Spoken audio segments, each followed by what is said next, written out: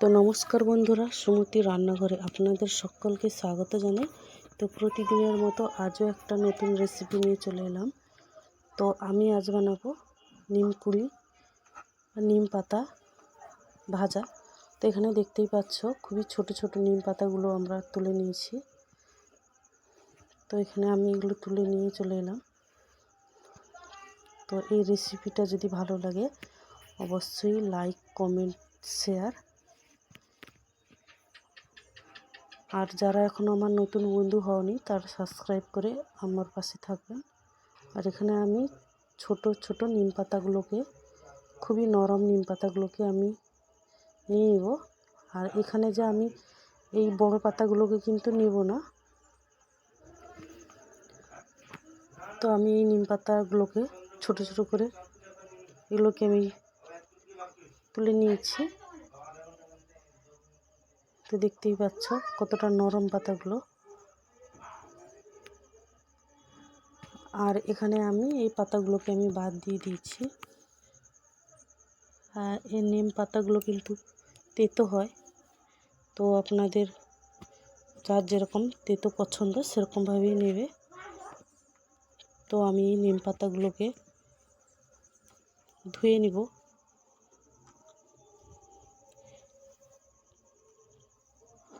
তো এটা ভালো করে ধুয়ে নিতে হবে।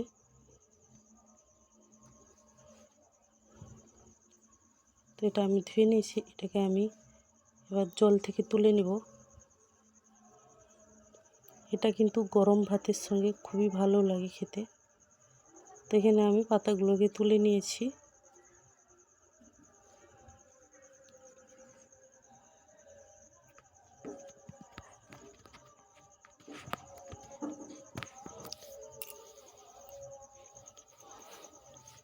আর এখানে আমি নিয়েছি দুটো আলু, বেগুন,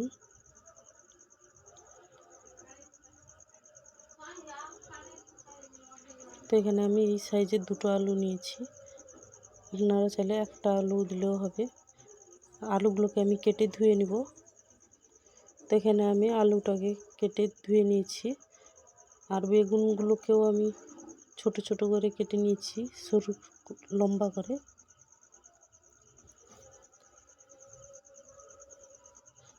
তো এর মধ্যে আমি দিয়ে দিব লবণ আর দিব হলুদ, দিয়ে ভালোভাবে মাখিয়ে নেব। মাখিয়ে নিয়ে কিছুক্ষণ রেখে দিব।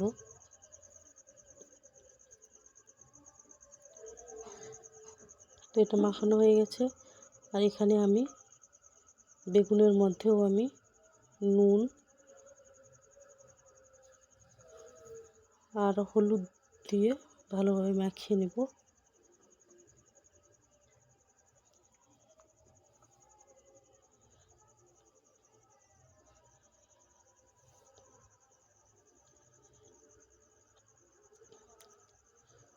তো এটা আমি মাখিয়ে নিয়েছি। তো এবার আমি কড়াইটা বসিয়ে দিয়েছি।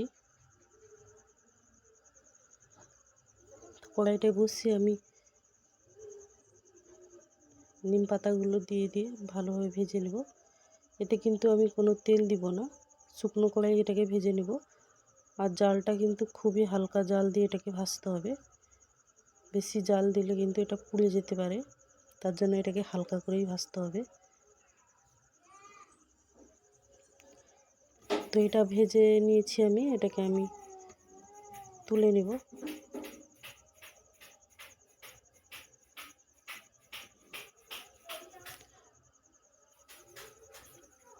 তো এটা আমি তুলে নিয়েছি।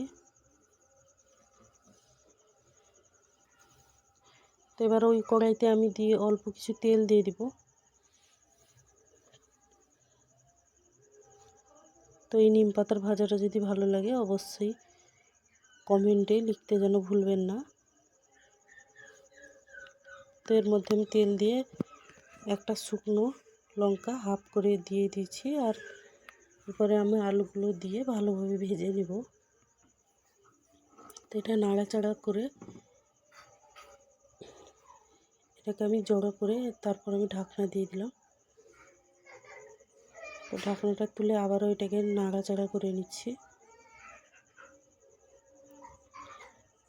এটা কিন্তু খুব অল্প সময় হয়ে যায়। তো আমি আবারও ঢাকনা দিয়ে দেব। তো ঢাকনাটা আবারও তুলে এটাকে আমি নাড়াচাড়া করে নিচ্ছি।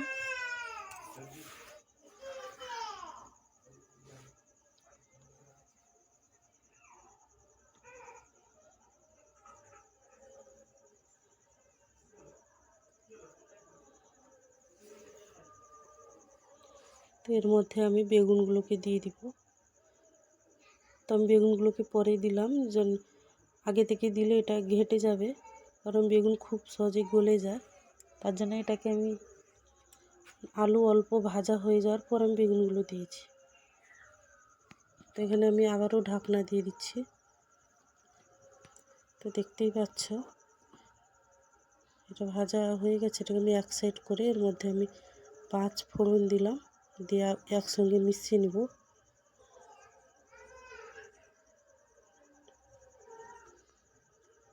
তো এটা মিশিয়ে নিয়েছি। এর মধ্যে আমি নিম পাতা ভাজাগুলো দিয়ে দিলাম, দিয়ে আবারও আমি এটাকে ভালোভাবে নাড়িয়ে নিতে হবে।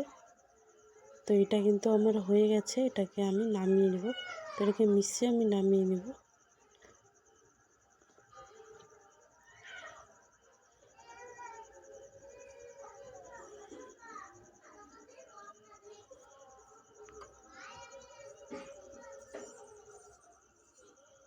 এটাকে আমি নামিয়ে নিচ্ছি এবার। তো এটা নামিয়ে নিয়েছি।